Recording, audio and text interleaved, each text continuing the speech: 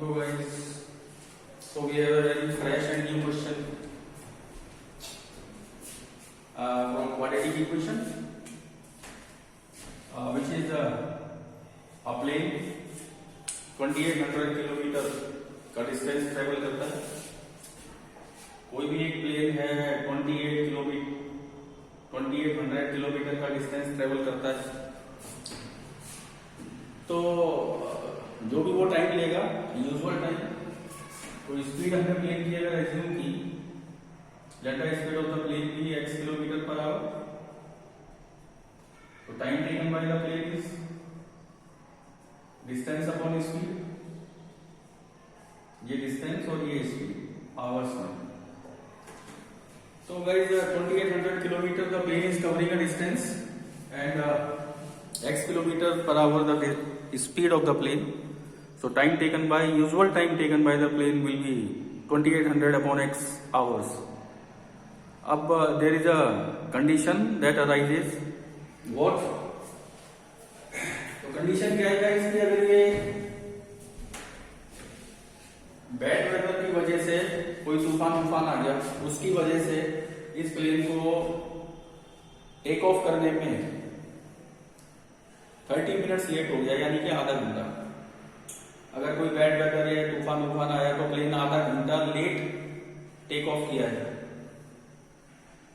और टाइम पे पहुंचने के लिए उसको अपनी स्पीड को इंक्रीज करना पड़ेगा। Okay guys, so plane has to increase its speed by 100 kilometre per hour. अगर मान लीजिए प्लेन आधा घंटा लेट होता है, तो आपको मालूम है कि वो अपनी स्पीड को इंक्रीज करेगा, तभी शेड्यूल टाइम पे पहुंचेगा।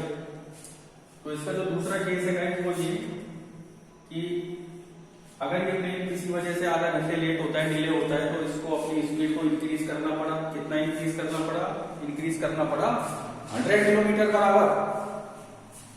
तो डिस्टेंस तो अभी भी वही है गाइस। अब जो स्पीड है प्लेन की वो हो गई, इंक्रीज हो गई x + 100 किलोमीटर पर आवर, और डिस्टेंस तो वही है गाइस 2800 किलोमीटर। तो अब जो टाइम आएगा वो निकालेंगे हम, द न्यू टाइम। तो आपके पास जो न्यू स्पीड पे टाइम आएगा वो आ जाएगा डिस्टेंस अपॉन स्पीड, ऐसे। तो गाइस ये तो है उसका यूजुअल टाइम, नॉर्मल टाइम, और ये हो गया जब उसने स्पीड इंक्रीज की अपनी, तो इतना टाइम प्लेन ने लिया।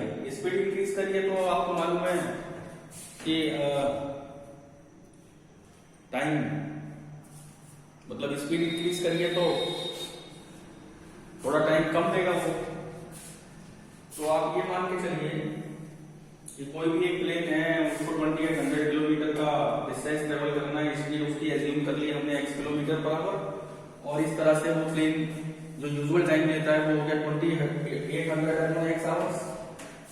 लेकिन किसी वजह से due to some reasons plane आधा घंटे बाद टेक ऑफ करता है, तो उसको वहां पहुंचने के लिए टाइम पे अपनी स्पीड को इंक्रीज करना पड़ेगा। तो increase speed of the plane is x + 100 kilometre per hour, the distance is the same that is to covered by the plane.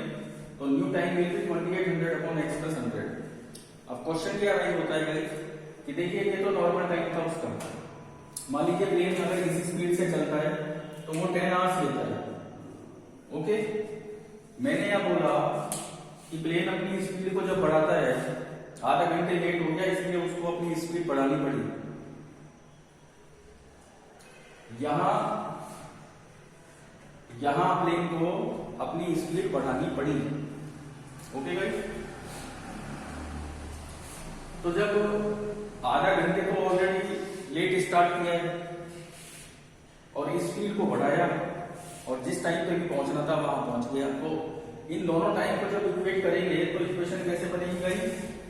ये वाला टाइम जो यूजुअली उसको लगता, इस केस में उसने क्या किया कि आधा घंटा लेट तो पहले ही स्टार्ट किया है उसने। आधा घंटे लेट का मतलब है हाफ, और फिर उसने कितना टाइम हो लिया है डेस्टिनेशन पे पहुंचने में।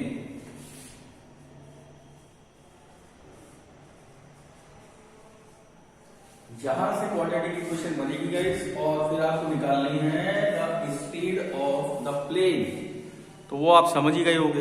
अब देखिए कैसे होगा, ऐसे होगा कि आप इसको इधर ले आए 2800 अपॉन एक्स माइनस इसको इधर लेके आए 2800 अपॉन एक्स प्लस 100 और ये 1/2 यानी हाफ आवर। 30 मिनट्स को हमने आवर में चेंज कर लिया गाइस। अब इसको हम सॉल्व कर लेंगे। तो पहले आपने एलसीएम लिया, एलसीएम लेके जब हम सॉल्व करेंगे तो 2800 को x से मल्टीप्लाई किया, फिर इस 2800 को इस 100 से मल्टीप्लाई किया तो 40 आ जाएंगे और इसको इससे मल्टीप्लाई किया तो -2800 x और एलसीएम लेंगे तो इनका जो डिनोमिनेटर से इनका प्रोडक्ट एलसीएम आ जाएगा और राइट हैंड साइड में हाफ। अब देखिए ये 2800x और ये माइनस का 2800x है, ये कैंसिल हो जाएगा इस तरह से। Then we are left with 28 with 4 zeros और नीचे x into x plus 100 और इक्वल टू 1/2। तो अब हम क्या करेंगे, अब हम इसको आगे सॉल्व करेंगे। तो भाई ये क्रॉस मल्टीप्लाई किया, अभी तो 2800 और 2 0 आगे और ये नीचे डिनोमिनेटर का मल्टीप्लिकेशन किया तो 100x और this is equal to half. इसको आगे क्रॉस मल्टीप्लाई किया हमने, तो जब आप इसको आगे क्रॉस मल्टीप्लाई करोगे, इसको क्रॉस मल्टीप्लाई करोगे तो ये बनेगा, क्या बनेगा भाई, तो ये बन जाएगा x square plus 100x equal to 56 and 4 zeros। ये देखिए x square plus 100x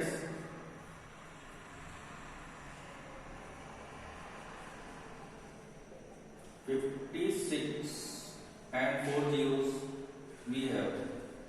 So this is x square minus 100x minus 56 with 4 zeros equal to 0. So this is quadratic equation. अगर आप फैक्टराइज कर सकते हैं तो बहुत अच्छी बात है, नहीं तो हम क्या करेंगे, नहीं तो हम इसको डिस्क्रिमिनेंट वाला मेथड लगा के सॉल्व कर लेंगे। अब देखिए सॉल्व कैसे होगी डिस्क्रिमिनेंट लगा के, वो देखिए आप। चलिए मैं ध्यान कर देता हूँ।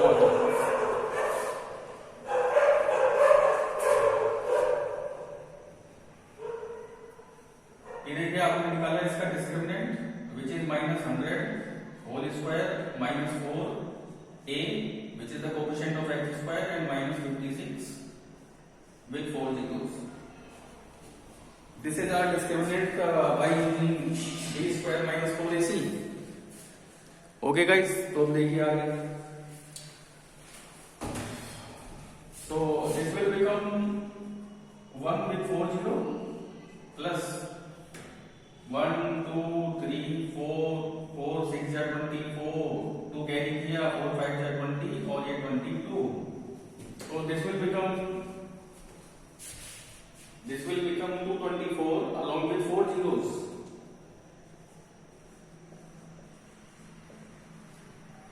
So on being added, discriminant will become 225 along with 4 zeros. So जब आपको फार्मूले में डाल के डिस्क्रिमिनेंट निकालोगे तो वो बहुत आराम से निकल जाएगा। So roots of this equation are x equal to -b plus minus root d 225 upon 2a. So x equals to 100 plus minus ये 15 का स्क्वायर रूट और 4 जीरो में 2 जीरो बच जाएंगे जब हम स्क्वायर रूट निकालेंगे, तो ये हो गया आपका 15 और 2 zeros upon 2। अब गाइस देखिए इसमें दो केस आप हो गए, एक तो 100 प्लस 1500 अपॉन 2 और दूसरा बनेगा 100 माइनस 1500 अपॉन 2। तो जब इन दो केस को आप डिस्कस करोगे तो मुझे कहां लिखना चाहिए, चलो मैं यहां लिख देता हूं। एक तो आएगा x equals to 100 plus 1500 upon 2 और दूसरा आएगा 100 minus 1500 upon 2।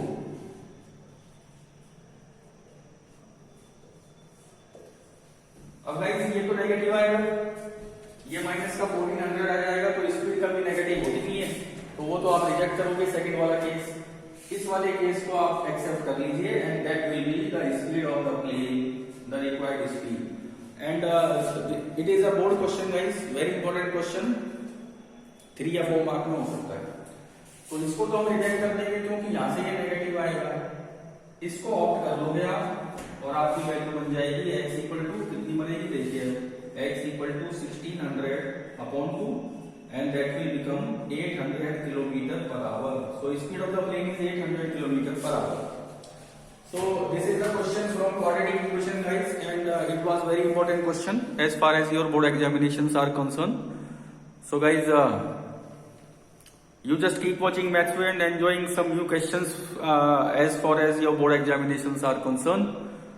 So in new video, something important and interesting.